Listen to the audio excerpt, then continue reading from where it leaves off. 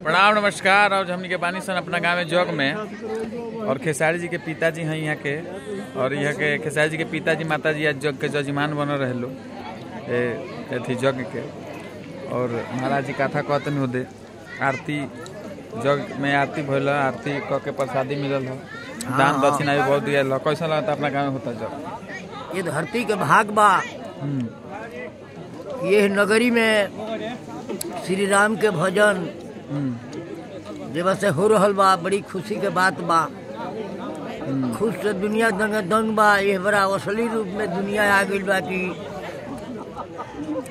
ऐसा युग आ गई बा कि भगवान के नाम बहुत लोग लेबे नहीं चाहत बा कि लेबे के चाही। हम तो यह कहब दुनिया के कर जोड़ के कि भगवान के नाम ले लोगिन। आ जैसे बाबा कथा कहत रही वो बात के समझी लोगिन कि बाबा का कहत रही। कथा सुन लो नु? हाँ, कथा हम सुननी आज सवेरे भी अपन पूजा पाठ। हम लोग के गांव में पूजा होता है धाना डी फील्ड पर। बोल भी आसा हो एगो बाबा बानी। हां भाई साधु बाबा बाबा है कौन बाबा बानी हेते नागा बाबा बानी हेते नागा बनो ऊपर बैठे बानी नहीं वो ऊपर नागा बाबा बानी।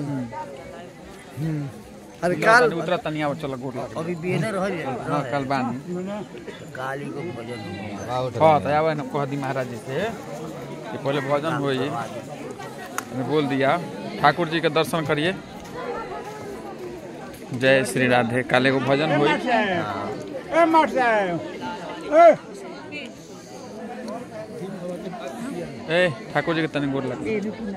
ठाकुर जी गोड़ लग। जय ठाकुर जी। से भेंट मुलाकात करला।